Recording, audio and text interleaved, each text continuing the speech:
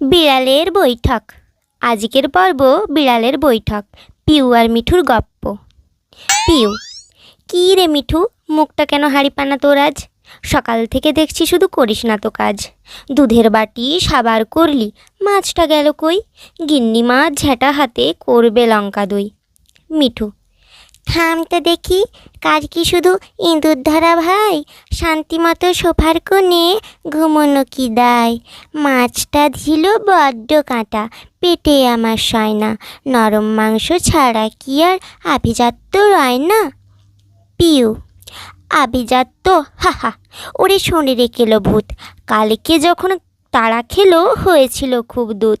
লেজটা গুটিয়ে ড্রামের পিছে লুকিয়েছিলে বেশ, ইঁদুর বেটা গোফে চড়ে ঘুচিয়ে দিল রেশ। মিঠু: ওটা ছিল রণকৌশল, তুই কি বুঝবি গাধা? মহাশয়তান ইঁদুর ওটা, কাজ করে দেয় বাধা। আর তাছাড়া গিন্নি যখন মাথায় হাতটা বোলায়, আমার মতো মিষ্টি স্বভাব কে আছে এই জেলায়?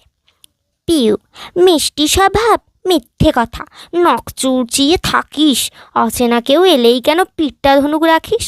আসলে তুই অলস রাজা, ঘুমেই পরম সার। রোদে পিঠ দিয়ে শুয়ে থাকিস সারা দুপুরবার। মিঠু: শোনে রে পিউ, জীবন ছোট, মিউ মিউ করে কাটাই। কাজের চাপে জীবন কেন অকারণে ফাটাই?